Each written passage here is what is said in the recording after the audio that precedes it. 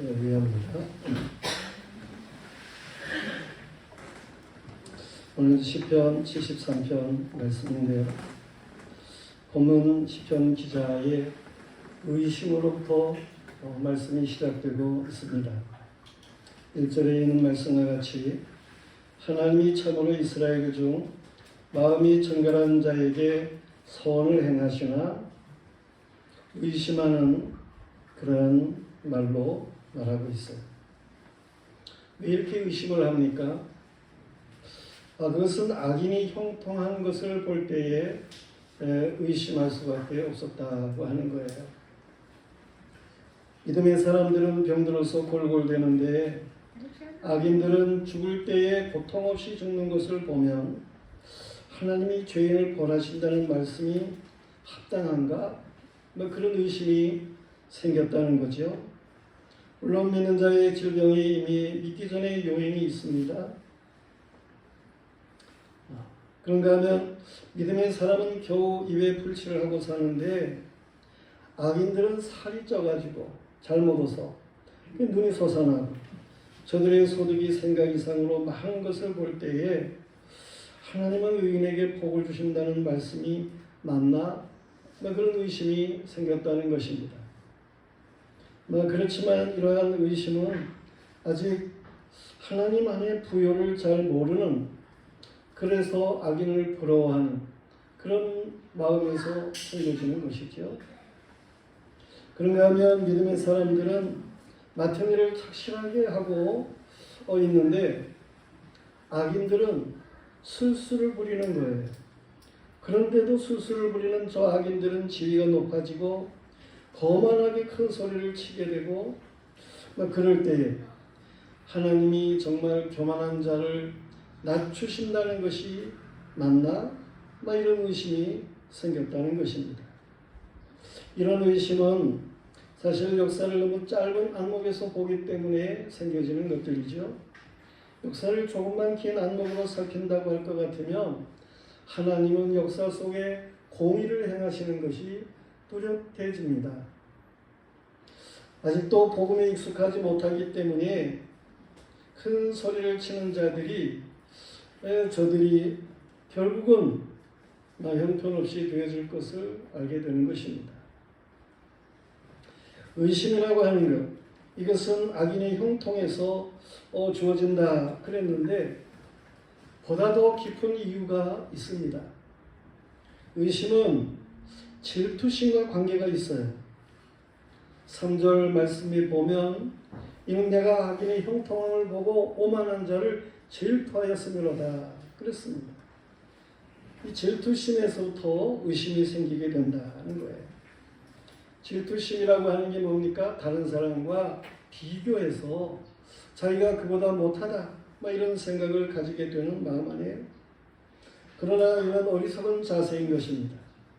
지구촌에는 지금 한 75억 이상의 그런 사람들이 살고 있어요. 근데 이들과 다 비교를 한다고 하는 것은 그건 어리석은 일이죠.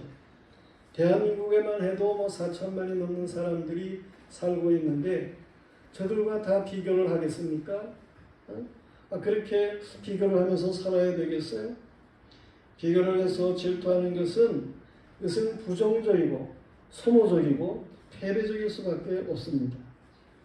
가인은 아벨과 비교해서 질투를 하게 되지요. 그래서 이 아벨의 제사는 하나님이 받고 내 제사는 안 받아. 저 아벨이 없으면 내 제사가 받아졌을 텐데. 이렇게 아벨과 비교하는 가운데에 아벨을 질투해가지고 그를 들로 불러내서 돌로 쳐 죽이는 최초의 살인이 있게 되는 이런 비극이에요. 그런가 하면 이 질투심, 이런 의심이라고 하는 것은 마귀적인 것입니다. 최초의 사람 아담에게 의심을 품게 한 것은 옛 뱀이에요. 마귀인 것이죠. 마귀는 하와에게 의심을 품도록 질문을 했습니다. 창세기 3장 1절에 보면 하나님이 참으로 너희에게 동산 모든 나무의 열매를 먹지 말라 하시더냐? 그렇게 의심을 품도록 질문을 합니다. 하와가 여호와의 말씀에 글쎄 하나님 왜 그렇게 말씀하셨을까? 물론 이것을 세상적인 그러한 학자들은 이게 뭔가 머리를 깨우치는 것이다 이렇게 이야기를 했지만 이것은 하나님의 말씀의 의심인 것입니다. 그러면서 하와가 대답을 하는 거예요. 동산 나무의 열매는 먹을 수 있으나 동산 중앙에 있는 나무의 열매는 하나님의 말씀에 너희는 먹지도 말고 만지지도 말라. 너희가 죽을까 하노라 하였느니라. 그렇게 말을 합니다. 마귀가 들으니까 이 하와의 말에 빈틈이 있는 거예요. 여호와께서 아담에게 말씀하신 말씀은 창세기장 16절 17절에 있는 말씀과 같이 동산 각종 나무의 열매는 네가 임의로 먹되 선악을 알게 하는 나무의 열매는 먹지 말라. 네가 먹는 날에는 반드시 죽으리라. 그렇게 말씀을 하셨어요. 그런데 하와의 말은 이 못 믿겠다는 투고 하나님의 말씀에다 더 붙이기도 하고 빼기도 하고 그런 식으로다가 하와가 말을 한 것이지요. 마귀는 하와의 믿음 없이 의심을 가졌음을 알게 되고 바로 하와를 공격해서 말을 합니다. 너희가 결코 죽지 아니하리라. 너희가 먹는 날에는 너희 눈이 밝아져 하나님과 같이 되어 선악을 알 줄을 하나님이 아심이니라. 그렇게 마귀는 하와를 꼬이게 되었습니다.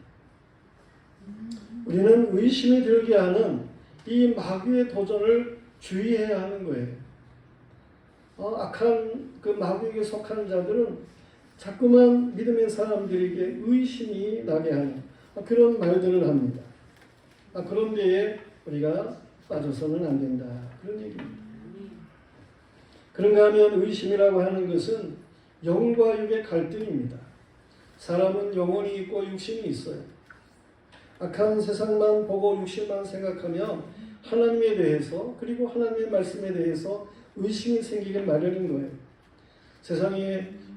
세상과 육신은 이 육신의 정욕, 안목의 정욕, 이성의 자랑 이것만 추구하고 있습니다.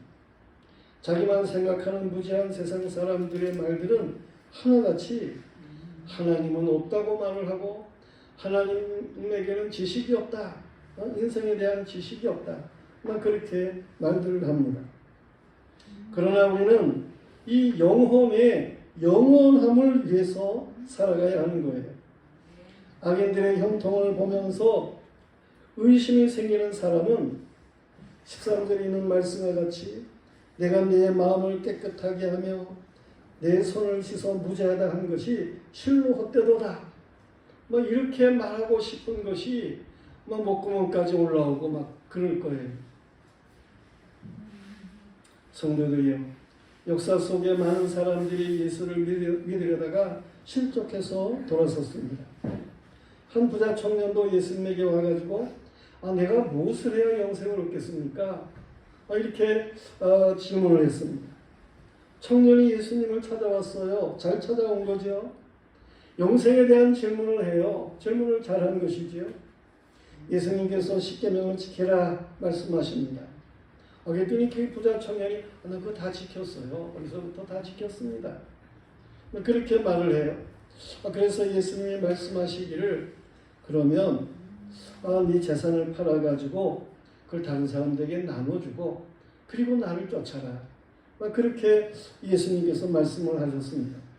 그랬더니 그 청년이 근심하며 돌아갔다는 거예요. 재물에만 마음이 있기 때문에 그런 것이죠. 사실 그 청년은 다른 사람에게 도울 줄을 몰랐어요. 줄 줄을 모르는 사람이었어요. 그러면서도 계명을 다 지켰다고 말을 하는 거예요. 그 후로 그 청년은 돌아오지를 않은 것 같습니다. 오늘날도 재물에 너무 인색한 사람들이 많아요. 다른 사람에게 전혀 줄 줄을 모르는 그러한 사람들로 살아가고 있는 사람들이 많습니다. 부자가 천국에 들어가기 어렵다라고 주님은 말씀을 하셨습니다. 어느 정도 어렵습니까? 약대가 바늘귀로 들어가는 것보다 어렵다. 그렇게 말씀하셨어요. 그 청년의 속에는 육과 영의 갈등이 있었던 거예요. 그런데 육이 이긴 거예요. 이 영적 갈등의 문제를 어쩌면 바르게 해결할 수 있습니까? 오늘 17절 말씀이 바로 그 답이다. 그런 말씀입니다. 17절을 다시 읽으면 하나님의 성소에 들어갈 때에야 그들이 종말을 내가 깨달았나이다. 그랬습니다. 하나님의 성소에 들어갈 때에 우리는 이 말씀에서 첫째로 성소는 하나님의 임재가 있습니다. 오늘날은 땅의 성소에서 보혜사 성령께서 역사하는 시대라 그렇게 말을 할 수가 있습니다. 물론 삼위 하나님이 계십니다. 성부 하나님 계셔요. 성자 하나님이 계십니다. 성령 하나님이 계시는 거예요. 그런데 이 땅의 성소에서는 성령 하나님께서 역사하시는 시대에 성부 성자께서는 하늘에서 역사하시는 시대에 예수님께서 죽으시고 승천하실 것에 대해서 말씀하실 때에 마음에 근심하는 제자들이 있게 되죠. 주님이 어디로 떠나신다는 거야. 여기까지 3년 동안 같이 했는데 어디로 가시는 거야? 그때 주님께서 말씀을 하시는 거예요. 보혜사, 다른 보혜사를 보내겠다. 그러면서 제자들을 위로하십니다. 요한복음 14장 16절에 보면 내가 아버지께 구하겠으니 그가 또 다른 보혜사를 너희에게 주사 영원토록 너희와 함께 있게 하시리라. 아멘. 성령님이 보혜사셔요. 그런데 다른 보혜사? 예수님도 보혜사시지요. 그래서 예수님이 보혜사시기 때문에 성령님을 보내신다고 그러면서 다른 보혜사를 보내겠다. 그렇게 말씀을 하신 거예요. 요한복음 24장 26절에 보면 보혜사 곧 아버지께서 내 이름으로 보내실 성령 그가 너희에게 모든 것을 가르치고 내가 너희에게 말한 모든 것을 생각나게 하리라. 아멘. 요한복음 15장 16절에서는 내가 아버지께로부터 너희에게 보낼 보혜사 곧 아버지께로부터 나오시는 진리의 성령이 오실 때에 그가 나를 증언할 것이요. 요한복음 16장 13절에서는 진리의 성령이 오시면 그가 너희를 모든 진리 가운데로 인도하시리니 그가 스스로 말하지 않고 오직 들은 것을 말하며 장래일을 너희에게 알게 하시리라. 예수님 이미 우리에게 말씀하신 그 모든 말씀이 기억나게 하고 깨닫게 하고 알게 하시는 이가 성령이시다. 그런 말씀입니다. 오늘날 성전에는 여전히 여호와 삼마이십니다. 여호와께서 계시다는 말씀입니다. 성령께서 이 성전에 계시다. 그런 말씀입니다. 아멘. 성령께서는 사람들을 성전으로 부르시고 감동으로 인도하시는 거예요. 성도는 성령 충만해서 성령의 능력으로 행해야 하는 것입니다. 성령을 소멸하면 믿음이 약해지게 되고 믿음이 약해지는 가운데에서는 의심하게 마련인 거예요. 죽음에서 부활하신 예수께서는 저희들에게 오셔서 숨을 내쉬면서 성령을 받아라 말씀하셨어요. 성령을 받아라. 예수께서는 저희들에게 예루살렘을 떠나지 말고 약속하시는 성령을 기다리라 교훈하셨어요. 몇 날이 못되어 제자들의 성령 충만하게 되었는데 예수님께서 말씀하시기를 성령이 임하시면 너희가 권능을 받고 예루살렘과 온 유대와 사마리아와 땅 끝까지로 내 증인이 되리라 말씀하셨습니다. 예수님이 부활하시는 승천하시는 그 광경을 바라본 많은 사람들이 있었는데 그 중에 120명의 사람들이 예루살렘의 마가의 다락방에 모였어요. 예수님께서 몇 날이 못되면 성령 받으리라고 말씀을 하셨거든요. 그래서 저들이 성령 충만을 위해서 하나님 앞에 간절히 기도를 했어요. 그리고 한 열흘 동안 그렇게 기도를 한 것이지요. 그랬는데 그때가 이 유대 사람들의 절기로 오순절이에요. 그때에 저들에게 성령이 강한 바람같이 불같이 저들에게 임한 것입니다. 예수님이 약속하신 그대로 저들에게 성령이 임한 것입니다. 약속을 믿고 기도하는 제들에게처럼 성령이 강림하셨어요. 그리고 저들은 성령으로 충만해지고 담대하게 나가서 그리스도의 복음을 전하게 되었습니다. 전에는 이 복음 전하는 거 두려워가지고 벌벌 떨고 그러던 사람이었어요. 그런데 성령 충만해지니까 이들이 나가가지고 담대하게 복음을 전한 것입니다. 의심 없이 복음을 전한 것입니다. 성도들이요, 성령 충만하시기를 바랍니다. 성령의 권능을 받으시기를 바랍니다. 성령의 지혜로 세상을 이기시기를 축원합니다. 성령 충만을 위해서는 간절한 기도가 필요해요. 하나님 앞에 기도하며 성령 충만을 기도하며 그러면 틀림없이 성령 충만을 주시는 것입니다. 바람 같은 성령으로, 불 같은 성령으로, 비둘기 같은 성령으로, 생수 같은 성령으로, 단비 같은 성령으로 하나님께서 충만케 하시는 거예요. 그러면 의심은 떠나가는 것입니다. 오늘 말씀에 성소에 들어갈 때에 그러는데 성소에는 하나님의 말씀이 있습니다.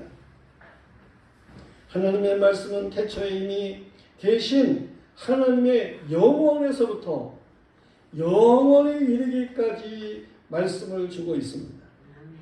하나님의 말씀은 알파와 오메가이신 처음이시고 나중이신 이 예수 그리스도 안에서의 창조에서부터 종말까지를 알게 하고 있습니다.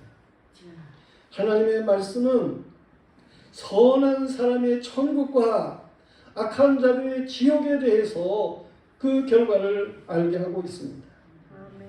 하나님의 말씀은 절대 불변의 진리인 거예요. 성서에서는 성도의 의심이 사라지게 하는 종말에 대하여 말씀하고 있습니다. 종말이라고 하는 게 뭡니까? 이것은 헬라어로는 에스카토스 그럽니다. 마지막. 그 라스트 마지막 날. 말세는 언제부터를 말세라고 말을 합니까? 구약에서 마지막 날에 대해서 말씀을 하고 있는데 그 마지막 날에 메시아가 오시겠다. 그것으로부터 말세가 시작되는 거다. 그렇게 말씀하고 있어요. 그래서 예수 그리스도의 초림 탄생부터 말세라고 성경은 말하고 있는 것입니다. 이처럼 이제 말씀대로 말해 말세가 도래할 것에 대해서 말씀하신 대로 이 세상에는 말세가 오게 된 거예요. 복음이 전파됨으로 천국이 침노를 당하기 시작한 때 그때가 말세의 시작이에요. 참빛 되시는 예수 그리스도가 오심으로 천국의 영광이 분명해질 때 말세의 시작이에요. 천국은 너희 안에 있다고 예수님께서 말씀하실 때에 말세의 시작이에요. 마귀는 세 가지로 예수님은 시험했으나 예수님의 말씀에 패배를 당하였을 때 말세의 시작이에요. 예수 그리스도의 말씀으로 치유되고 죽은 자가 살아났을 때 말세의 시작이에요. 예수 그리스도를 십자가에 죽일 수 있다고 생각했으나 죽음에서 부활하신 주님으로 마귀가 패배했을 때 종말은 이미 시작된 것이고 천국의 영광은 뚜렷해지기 시작한 것입니다. 예수 그리스도께서는 말세의 지말의 종말에 대해서 말씀을 하셨어요. 이건 말세의 지말에 대한 그런 내용들을 말씀하시는 것이죠. 마태복음 24장입니다. 미혹하는 거짓 선지자들의 세력들이 일어나게 되고 민족이 민족을 나라가 나라를 대적해서 전쟁이 일어나고 곳곳에 홍수가 일어나고 가뭄이 있게 되고 또한 기근이 있게 되고 도처에 지진이 있게 되는 이러한 일이 있는데 많은 사람들이 실족해서 자살로 넘어지는 그런가 하면 우리나라에서 일제이간부를 돕는다는 명목으로 금품을 갈취하는 등 선한 것 같으나 실상은 악한 날에 이런 불법이 성행해가지고 진정한 사랑이 사실은 퇴색되는 이러한 때 말세예요.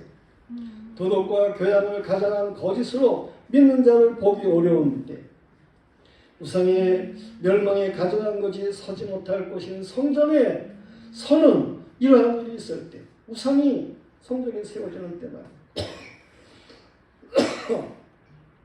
천국 복음이 모든 민족에게 전파되고 그러는 때, 오늘날 매스컴을 통해서 복음은 온 세계에 전해집니다. 무화과 나무, 이스라엘의 나무인 거예요. 이 이스라엘이 가지가 연해지듯이 뭔가 생명 있는 역사를 가지고 잎사귀를 내듯이 저들이 독립을 이루게 되고 이러한 일이 있을 때 말이에요. 종말이라는 거예요. 노아의 홍수 때와 같이 죄악이 관영한 때에 인자가 가까이 눈앞에 이런 줄을 알라고 예수님께서는 말씀을 하셨어요. 예수 그리스도는 재림하실 종말에 대해서 말씀을 하셨습니다. 악한 자들에게는 도적같이 이르는 종말이지만 말씀 안에 사는 성도에게는 때를 분별할 수 있게 되어지는 종말에 대해서 말씀을 하셨어요. 요한계시록을 통해서 종말에 대해서 잘 말씀해주고 있습니다. 그 새하늘과 새 땅에 대해서 확실하게 말씀해주고 있습니다.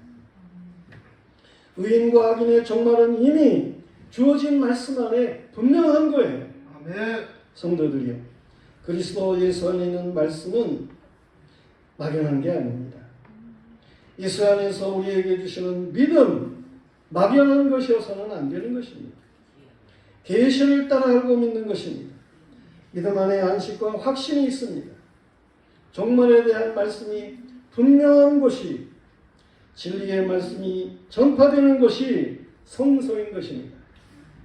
성소에 나와 말씀을 들을 때에 악인의 종말이 분명해지고 의심이 사라지게 되는 거예요. 우리는 말씀이 가는 곳에 가야 하고 말씀이 머무는 곳에 머무는 것입니다. 아멘. 의심을 떨쳐버리시기를 바랍니다. 아멘. 그런가 하면 성소에는 신실한 주의 종들이 있습니다. 신실한 종들은 종말에 대해서 바르게 선포합니다. 사람의 종이나 되어가지고 비유나 맞추기 위해서 화상, 미사리구나 사용하는 이러한 일들로 행하지를 않습니다. 현세의 교양이나 도덕이나 말하는 도덕 종교가가 되어서는 안 되는 거예요. 현세의 북이나 말하는 기복주의자가 되어서는 안 되는 거예요. 육체의 안일과 평안의 세상 유토피아나 말하는 세속주의자가 되어서는 안 되는 거예요. 죽음 후에 천국과 지옥에 대해서 말을 못하는 사람은 바른 목회자가 아닙니다. 예수 그리스도의 복음의 첫 외침이 뭡니까? 회개하라, 천국에 가까웠느니라. 말씀이었어요. 모든 사람은 아담 안에서 원죄를 가진 죄인입니다. 원죄를 따라서 살게 되면 자범죄를 짓도록 되어서 모든 사람들은 죄인입니다. 이 죄를 회개하지 않으면 천국에 들어갈 수가 없습니다.